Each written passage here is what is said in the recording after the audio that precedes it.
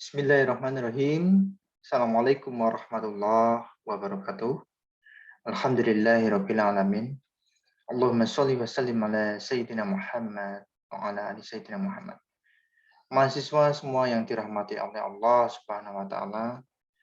Alhamdulillah kita masuk di perkuliahan basis data, sistem basis data. Pada pertemuan ini merupakan video rekaman perkuliahan yang sengaja saya khusus rekam untuk kita belajar mengenai basis data maupun sistem basis data, di mana tema hari ini adalah mengenai belajar konsep dasar basis data. Jadi ada tujuan umum secara general, ada memahami konsep data, basis data, dan penerapan basis data. Yang menjadi tujuan khusus nantinya, mahasiswa nanti mampu mendefinisikan basis data, menjelaskan manfaat dan tujuan basis data, mengetahui penerapan basis data, dan memahami operasi-operasi dasar terhadap basis data. Jadi pada pertemuan ini memang kita akan belajar mengenai konsep dasar dari basis data itu. Yang tadi sudah saya paparkan adalah tujuan secara umum dan secara khusus bagi mahasiswa yang nantinya pada pertemuan ini diharapkan mampu memahami dan menjelaskan. Jadi kita melihat konsep di dalam basis data itu analoginya sama seperti lemari arsip ya. Arsip, lemari ini seperti ini ya. Lalu di dalam hard disk maupun disk di sini di dalam basis data sama seperti itu. Di mana di sana terdapat informasi NIM, kalau ini contoh dari mahasiswa ya. NIM, nama, alamat, tanggal lahir. Jadi di dalam basis data itu kita akan mengarsipkan keseluruhan data-data yang nantinya kita perlukan atau kita dapatkan dari database yang kita create nantinya. Latar belakangnya di sini adalah pemrosesan basis data menjadi perangkat andalan. Jadi kenapa harus perlu adanya arsip di sini? Karena semua pemrosesannya ini nanti akan dibutuhkan di perangkat-perangkat, di mana kehadirannya dalam basis data ini nanti diperlukan bagi institusi dan perusahaan. Kenapa harus diarsipkan? Kenapa harus disistemkan? Dalam pengembangannya, sistem informasi diperlukan basis data sebagai media penyimpan data. Tidak lagi nanti kita akses di dalam lokal komputer kita, tetapi sudah berada di area terbuka yang mana nanti bisa kita tanam di server yang nanti kita bisa akses melalui akses khusus mau publik maupun private nantinya. Karena ada enkapsulasi ya atau keamanan di sana. Tidak sembarang orang bisa nanti mengakses media penyimpanan data dari institusi dan perusahaan. Kehadiran di sini, kehadiran sistem basis data maupun basis data ini meningkatkan kinerja perusahaan, meningkatkan daya saing perusahaan tersebut, sehingga nanti membantu mengambil keputusan kayak seperti presensi, kehadiran karyawan, tenaga kerja, yang nantinya kita bisa putuskan apa sih kepentingan kita untuk merekap seluruh kehadiran. Bisa jadi seorang pimpinan akan memberikan reward ataupun hadiah bagi yang nanti memiliki kedisiplinan yang baik. Baik itu dalam hal kinerja maupun dalam hal presensi atau kehadirannya. Nah, disinilah basis data itu hadir untuk membantu menyelesaikan dari permasalahan yang ada. Sehingga informasi yang nantinya kita dapatkan sudah secara sistematis kita dapatkan melalui sistem yang sudah kita bangun. Apa pengertian basis data? Ini adalah kumpulan data yang saling berelasi. Berelasi ini maksudnya adalah memiliki koneksi atau hubungan antara satu data dengan data yang lainnya. himpunan kelompok data di sini yang saling berhubungan, yang disimpan secara bersama tanpa adanya data yang double atau diulang, atau kita biasa sebut dengan redundansi. Redundansi yang nantinya di organisasi sedemikian rupa agar data tersebut tidak terulang lagi atau double, sehingga nanti manfaatnya dapat dimanfaatkan dengan cepat dan mudah untuk memenuhi kebutuhan yang saudara atau perusahaan inginkan. Kumpulan file, tabel, arsip yang saling berhubungan yang di sini disimpan dalam media penyimpan elektronis. Dalam hal ini bisa saya katakan server, database server yang semuanya nanti saling terhubung. Nah, apa tujuan basis data itu? Mengatur data sehingga diperoleh kemudahan, ketepatan, kecepatan dalam pengambilan informasinya. Tidak ada redundansi, sehingga nanti menjaga konsistensi data. Pengaturan dalam pemilihan data sesuai dengan fungsi dan jenisnya.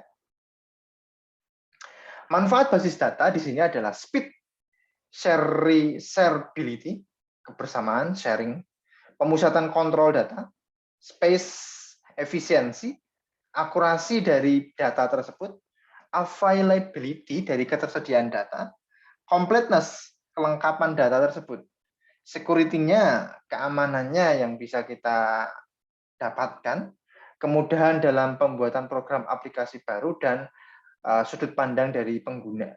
Ini adalah manfaat kita memberikan pengarsipan di dalam data yang biasa kita sebut sebagai basis data. Kecepatan dan kemudahan di sini memungkinkan kita untuk menyimpan dan melakukan perubahan atau kita sebut dengan manipulasi terhadap data atau menampilkan kembali data tersebut dengan lebih cepat dan mudah. Kebersamaan dari data tersebut pemakai tidak terbatas. Pengisian data dapat dilakukan oleh beberapa orang. Kita bisa share antara programmer satu dengan programmer lainnya. Sehingga nantinya data tersebut bisa digunakan sesuai dengan kebutuhan. Pemusatan kontrol data di sini, data yang ada menjadi terpusat pada satu tempat penyimpanan. Bisa kita sebut sebagai database server. Sehingga kita dapat mengaksesnya kapanpun yang kita mau. Efisiensi ruang penyimpanan di sini, tidak adanya redundansi data, sehingga efisiensi atau optimalisasi penggunaan ruang penyimpanan dapat dilakukan. Penekanan jumlah data yang double, yang terduplikasi, dilakukan dengan menerapkan sejumlah pengkodean atau membuat relasi antar kelompok data. Nanti biasanya dalam prakteknya kita akan membuat relasi antar tabel, di mana dalam tabel itu terdapat yang tadi kita di awal itu ya, ada NIM, nama, tanggal, atau tempat tinggal. Nah, itu kita bisa jadikan dalam satu tabel. Tabel yang satu mengenai identitas diri, tabel yang lainnya mungkin mengenai nilai mahasiswa, yang mana nantinya ada salah satu field tabel yang nantinya harus saling terhubung sehingga tercipta adanya relasi atau hubungan. Keakuratan di sini memanfaatkan kode dengan batas tertentu yang membuat satu data menjadi unik dan berbeda dengan yang lainnya. Sehingga ketika kita menyimpan data, tidak akan ada data yang sama dalam penyimpanan. Ketersediaan dari data, kepentingan pemakaian data ini, sebuah basis data dapat memiliki data yang disebar di banyak lokasi. Dari penggunaan teknologi jaringan komputer, semua data berada di suatu cabang bisa diakses di cabang yang lainnya. Nah, ini contoh dari availability penjelasannya. Lalu dengan adanya password di sini otomatis kita bisa meningkatkan keamanan sehingga nanti hak akses antar pengguna itu saling terjaga. Kemudian dalam pembuatan program atau aplikasi baru di sini. Di sini sangat memudahkan dari programmer untuk bisa mengekspor ke dalam program aplikasi lainnya sehingga data tersebut bisa terpelihara. Karena harus ada backup antara data yang satu dengan data yang lainnya. Karena apa? Karena adanya pemusatan data tadi. Kalau satu pusat hard disk ataupun database server terjadi gangguan, kita harus memiliki backup. Backup yang mana nantinya data tersebut itu bisa saling terjaga. Kenapa? Karena kalau tidak ada backup, otomatis nantinya kemudahan dalam pembuatan program aplikasi baru ini menjadi terganggu. Nah, ini perlu adanya pemeliharaan. Salah satunya adalah memberikan solusi backup data. User view, penggunaan atau dari sudut pandang pengguna pemakaian ini dapat melihat langsung bentuk tampilan input data. Di sini adalah front end-nya atau grafisnya, interface dengan user-nya yang nantinya memudahkan pemakai dalam mengelola data. Nah, penerapan basis data di sini contoh-contohnya adalah di bagian kepegawaian, inventory pergudangan, akuntansi, reservasi atau pemesanan ya, perbankan, asuransi, rumah sakit, produsen barang maupun yang lainnya. Ini penerapan dari basis data atau sistemnya. Di sini ada produsen barang, manufaktur industri, education, dan telekomunikasi. Semua dari sudut pandang bisnis, semuanya memiliki dasar data yang harus disimpan di dalam arsip yang baik. Nah, di sini contoh dari informasi ya. Informasi penjualan retail ya. Pencarian jumlah penjualan, mencari jumlah stok yang tersedia, barang apa yang paling laku dijual pada bulan ini, laba bersih perusahaan. Nah, ini kalau kita tidak memiliki sistem di dalam penyimpanan data tersebut, otomatis kita tidak sangat kesulitan ya jika tidak memiliki basis data yang terstruktur, karena pencariannya pasti tersebar kemana-mana. Kalau kita memiliki arsip di dalam basis data tersebut, atau data yang tersimpan yang secara rapi tersebut di dalam database server maupun di dalam hard disk yang lainnya, ini kita bisa mencarinya dengan search atau bisa dicari, ada fitur search di sana, di mana nanti kita bisa mencari jumlah penjualan, jumlah stok, barang apa yang laku dijual, laba bersih perusahaannya yang nantinya kita bisa menggunakan query untuk mendapatkan data-data yang kita inginkan. Informasi untuk perpustakaan, itu implementasinya adalah data buku berdasarkan judul buku, pengarang, maupun kriteria lainnya, data peminjaman yang terlambat, bagaimana mengembalikannya, dan lain sebagainya. Kalau mengenai perbankan, otomatis teknologinya, kemampuannya dalam mengoptimalisasikan transaksi antara cabang.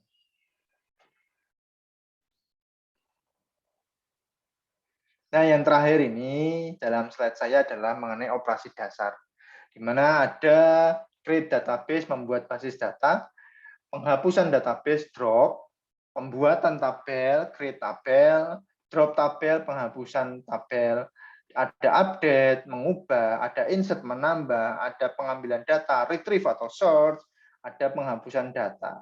Satu data ini bukan drop ya. Kalau drop keseluruhan, kalau delete berarti salah satu row saja yang kita hapuskan. Nah, ini nantinya ini adalah yang akan kita coba untuk praktekkan di pertemuan praktikum. Insya Allah. Begitu mahasiswa semuanya, rekaman video perkuliahan basis data maupun sistem basis data yang saya ampu.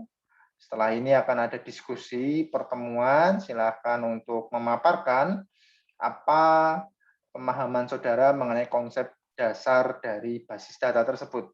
Silahkan membuat new discussion, diberi nama dan name, lalu silahkan untuk memberikan penjelasan pemahaman saudara mengenai perkuliahan saya ini, diulang dengan kata-kata saudara, bagaimana pemahaman konsep dari basis data yang saudara pahami.